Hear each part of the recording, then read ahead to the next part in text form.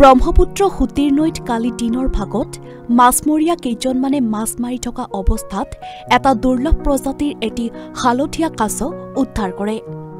উদ্ধাৰকৃত কাছটো ৰামদিয়াৰ এগৰাকী সচেতন ব্যক্তিয়ে প্ৰত্যক্ষ কৰাত কাছটো উদ্ধাৰ কৰি নৈৰ পাৰলৈ লৈ আহে। পিছত উদ্ধাৰকৃত কাছটো সুৰক্ষিতভাৱে প্ৰকৃতিপ্ৰেমী তথা ৰামদিয়াৰ সমাজ সচেতন ব্যক্তি তথা মা মনসা সাধক প্ৰমোদ বেজবৰুৱাই ঘৰলৈ লৈ আহে। ইফালে উদ্ধাৰকৃত কাছটো আজি সুৰক্ষিতভাৱে পুৱাৰ ভাগত হয়গ্ৰীৱ মাধৱ মন্দিৰ বাকৰিস্থিত বিষ্ণুপুষ্কৰ পুখুৰীলৈ লৈ আহে। 2 কিলো ওজনৰ ইণ্ডিয়ান ফ্লপচেল দুৰ্লভ প্ৰজাতিৰ হালধীয়া কাছটো কাছ বিশেষজ্ঞ প্ৰণৱ মালাকাৰৰ সহযোগত হাজোৰ হয়গ্ৰীৱ মাধৱ মন্দিৰৰ বিষ্ণুপুষ্কৰ পুখুৰীত ধৰ্মীয় ৰীতি নীতিৰে মুকলি কৰি দিয়ে। ইয়াৰ পূৰ্বেও ৰামদিয়াৰ সমাজ সচেতন ব্যক্তি তথা মা মনসাৰ সাধক দেৱ সমাজৰ সভাপতি প্ৰকৃতিপ্ৰেমী প্ৰমোদ বেজবৰুৱাই 3বাৰকৈ 3টা দুৰ্লভ প্ৰজাতিৰ কাছ উদ্ধাৰ কৰি হাজোৰ হয়গ্ৰীৱ মাধৱ মন্দিৰৰ বিষ্ণুপুষ্কৰ পুখুৰীত মুকলি কৰি দিছিল। প্ৰমোদ বেজবৰুৱাৰ এই প্ৰশংসনীয় পদক্ষেপক ভূয়সী প্ৰশংসা কৰিছে সচেতন মহলে। এতিয়াতো কাছবিলাক নাপোৱা হৈ গৈছে। বিভিন্ন প্ৰজাতিৰ কাছ মই এনেকৈ 4টা এৰি দিলোঁ।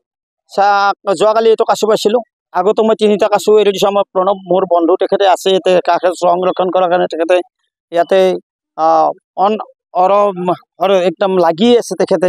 গতিকে আমাৰ ইয়াত যিটো হয়গ্ৰীৱ মাধৱ মন্দিৰত বিশ্বৰ বিভিন্ন প্ৰান্তৰ পৰা মানুহ আহি আমাৰ বিষ্ণুপুষ্কৰত তেখেতসকলে হাত মুখ ধুই আৰু মাধৱ মন্দিৰ দৰ্শন হয়, পঞ্চতীৰ্থ দৰ্শন হয়। আৰু যিহেতু এই কাছবিলাক নাইকিয়া হ'ব ধৰিছে, তাক আমি কেনেকৈ সংৰক্ষণ কৰিব পাৰোঁ, হাজোত আমি ইয়াৰ এটা প্ৰচেষ্টা চলাইছোঁ। প্ৰচেষ্টা চলাই যিটো প্ৰকৃতিৰ বস্তু যাতে হেৰাই নাযায়, এই কাছবিলাক যাতে বিলুপ্ত নহয়, তাৰ কাৰণে এটা পদক্ষেপ লৈছোঁ।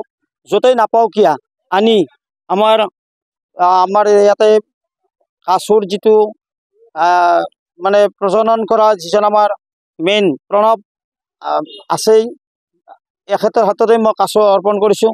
হালধীয়া ফুটিকা কাছ অসমীয়াত এইটো আজিতো 2 কেজি আছে। এইটো 2 কেজি ওজনৰ।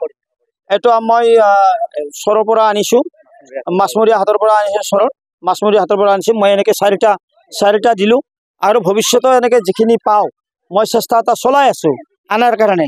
বিভিন্ন জেগাত আমি এটা হেৰি কৰি চাই আছোঁ। য'তেই পাওঁ আমি হাজোলৈ আনিম আৰু হাজো মাধৱ মন্দিৰত মই এৰি দিম।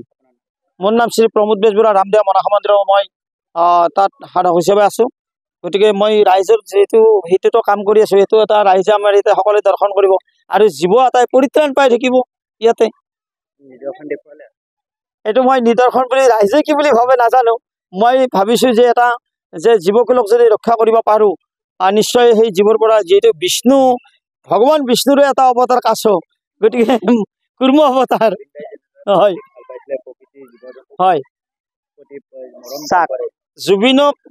জুবিনক সঁচাকৈ আমি পাহৰিব নোৱাৰোঁ। জুবিন অবিহনে অসমৰ মঞ্চ সোধা, জুবিন অবিহনে সমাজ সোধা, আৰু জুবিনৰ যিবিলাক বৃক্ষৰ ওপৰত পক্ষীৰ ওপৰত যিবিলাক আছিল, আমিও সেইটো বিজয় ৰাখিছোঁ আৰু সদায় ৰাখি যাম। এইটো দুৰ্লভে কাছ বুলি ক'লে দুৰ্লভ। গতিকে এইটো আমাৰ অসমীয়াত এইটো নামটো হৈছে হালধি ফুটুকী কাছ, আৰু যিটো মানে ইংৰাজী নাম এইটো ইণ্ডিয়ান ফ্লপচেল বুলি। গতিকে কাছটো নাইকিয়া হৈছে এতিয়া পৃথিৱীত। গতিকে সংৰক্ষণ হৈছে মন্দিৰ, অসমৰ যিবিলাক মঠ মন্দিৰ আছে মন্দিৰৰ পুখুৰীবিলাক। গতিকে এনেকুৱা ধৰণৰ প্ৰকৃতিপ্ৰেমী বা এনেকুৱা ধৰণৰ মানে নিদৰ্শন, এনেকুৱা ধৰণৰ মানুহ যদি থাকে, প্ৰকৃতিৰ পৰা কেতিয়াও বস্তু হেৰাই নাযায়, সংৰক্ষণ হ'ব।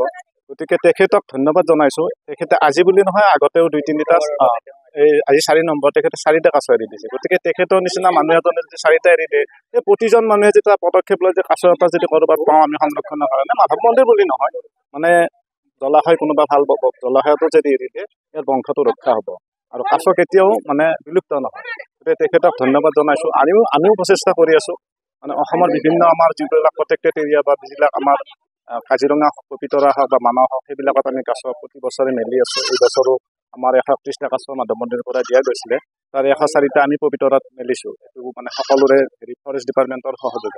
গতিকে প্ৰতি বছৰে এনেকৈ কাছ প্ৰায় 1000ৰ ওপৰত মেলিছোঁ আৰু ভৱিষ্যতেও মানে কাছ সংৰক্ষণৰ কাৰণে লাগি আছোঁ। সকলোৰে সহযোগ বা এনেধৰণৰ মানুহৰ সহযোগ পালে আগুৱাই যাম আৰু ভৱিষ্যতে কাম কৰিম। আৰু সকলোৰে দিহা পৰামৰ্শবিলাক বিচাৰিছোঁ, সুবিধা পৰামৰ্শ। হাজোৰ পৰা মৃদুল মজুমদাৰৰ ৰিপৰ্ট, এনিফাৰ 24।